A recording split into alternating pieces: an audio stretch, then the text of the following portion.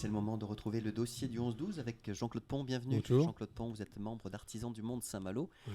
Vous intéressez au commerce équitable et c'est vrai que depuis quelques années, pour notre plus grand plaisir, vous nous sensibilisez à différents sujets autour de la question du commerce équitable qui est vaste en fait. C'est pas simplement nord-nord, sud-sud, c'est aussi nord-nord, nord-sud, sud-nord. Enfin voilà, c'est transversal, c'est intercontinental. En tous les cas, là, on va resserrer un peu le focus au niveau local parce que la pandémie de Covid n'est pas encore terminée.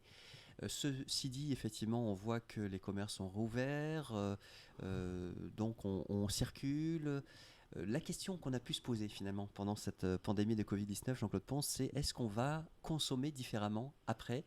Est-ce que cette pandémie nous amène à nous poser des questions concernant notre consommation ? Est-ce que les circuits courts, notamment, vont bénéficier de ces prises de conscience ? Qu'en est-il avec Copains Paysans, avec lesquels vous avez parlé récemment ? Oui, justement. Donc, vendredi dernier, on a organisé notre assemblée générale de Copains Paysans, ce qui nous a permis de rencontrer, moi par exemple, j'ai rencontré des producteurs que j'avais jamais rencontrés depuis plus d'1 an. Bon, on a pu échanger, donc c'est très bien. Rapidement, Copains Paysans, c'est un magasin associatif qui regroupe une quinzaine de producteurs bio, locaux, à Saint-Pierre-de-Pléguin, de la région autour de Saint-Pierre-de-Pléguin.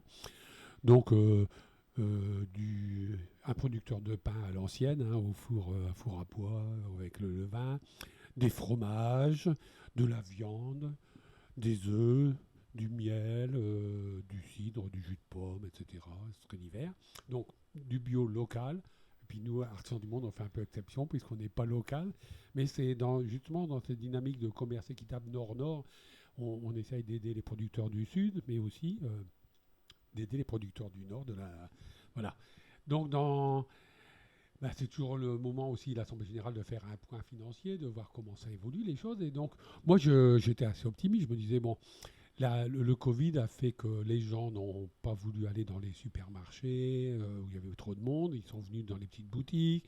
On a parlé beaucoup avec, en plus, le réchauffement climatique, les maladies, etc., du bio pour une nourriture saine, etc. Donc, ça s'est vérifié quand même. Pendant le Covid, vraiment le confinement, on a vu des nouveaux clients arriver. Et la question, c'était, est-ce qu'on les a gardés, ces clients ? Et puis apparemment, on peut dire qu'en gros, c'est non. Il y en a quand même beaucoup qui sont repartis, certainement, faire leurs achats dans les endroits traditionnels, dont principalement, certainement, les grandes surfaces. Alors, moi, j'essaye avec les copains, en plus, donc, là, on parlait des chiffres d'Artisans du Monde. Et alors, je te pose la question à tous ces copains producteurs.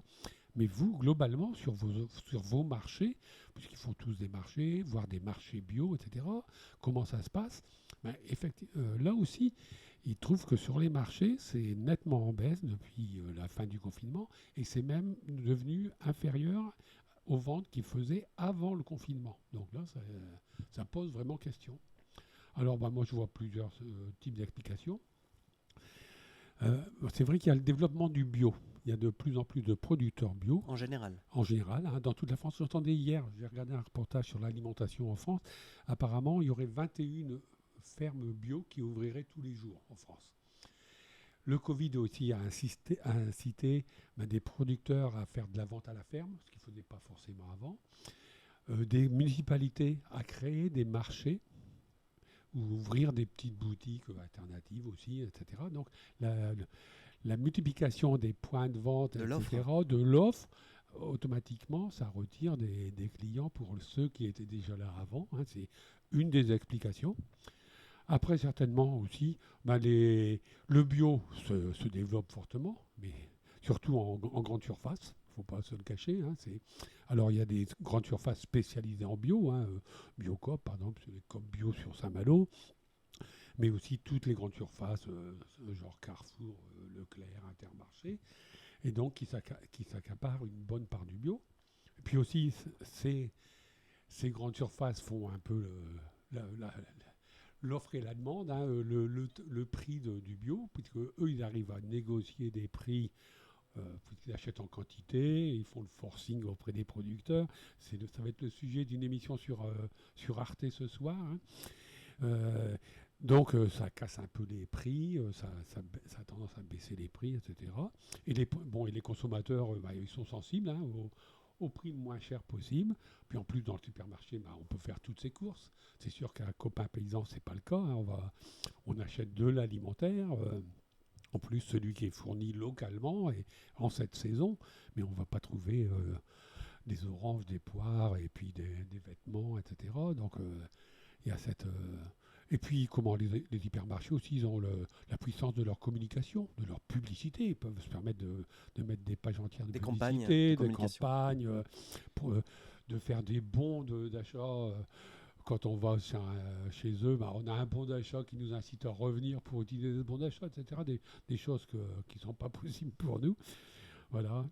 Donc, il y a un enjeu de développement local d'un mode de production respectueux de l'environnement, là, avec Copain Paysan, dans ces regroupements-là. Oui, bien sûr. Le territoire, donc. Déjà, comment ça permet, moi je suis toujours dit très favorable à Copain Paysan, ça permet à Saint-Pierre-de-Pléguin, une commune quand même d'importance moyenne, d'avoir des produits bio, locaux, etc.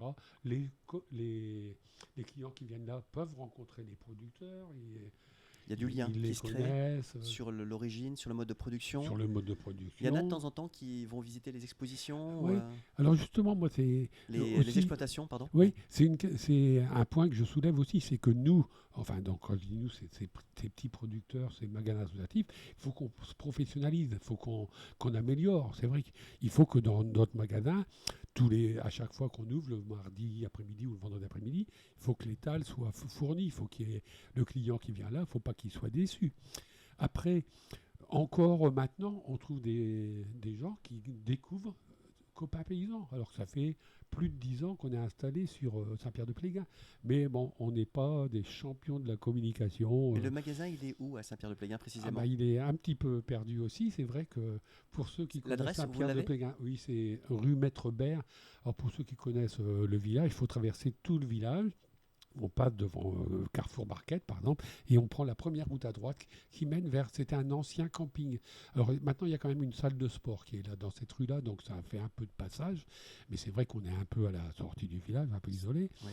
Mais donc, il faudrait qu'on soit capable d'être plus présent sur le secteur de la communication, faire savoir, par exemple, quand on fait une vente de viande, d'agneau, de porc, etc., si les gens savaient qu'il y a la possibilité d'acheter des colis de bio, de vente très intéressantes, on aurait plus de clients, mais ça, c'est difficile. Hein. C'est donc ouvert mardi et vendredi de 16h à 19h. De 16h à 19h, oui. Ouais. Et est-ce qu'il y a une communication qui a été faite en direction des écoles, notamment locales, pour permettre aux jeunes d'aller voir comment on produit, on fait du pain bio, notamment, du fromage, à côté de chez eux? Oui. Alors bon, épisodiquement, il y a des ouvertures comme ça, mais c'est vrai que nous...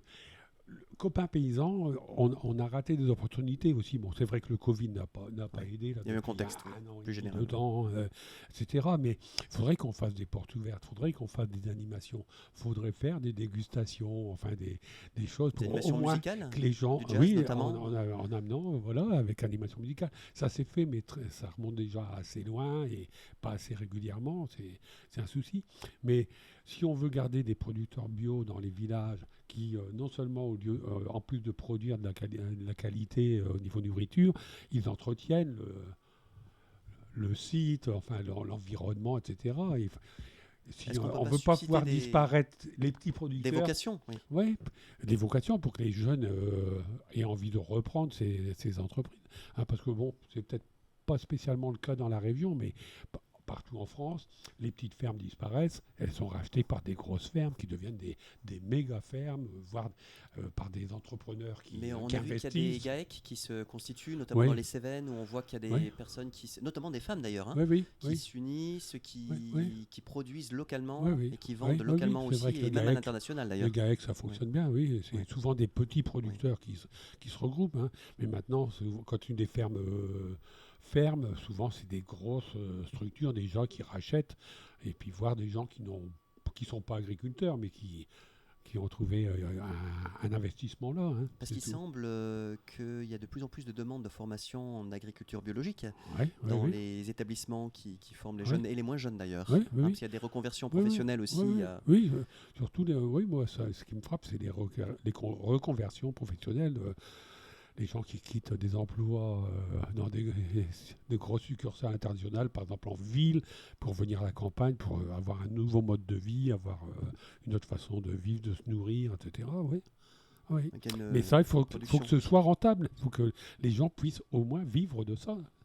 C'est pas évident. Donc si vous passez du côté de Saint-Pierre-de-Pléguin, copain paysan, donc l'adresse on rappelle rue Maître Bert, je crois que c'est le numéro 1. Oui, avec le GPS on peut le trouver mardi et vendredi. De mardi et vendredi après-midi. 16h à 19h. Merci Jean-Claude Pont pour cette sensibilisation donc, aux producteurs locaux. Merci. À très bientôt. Au revoir.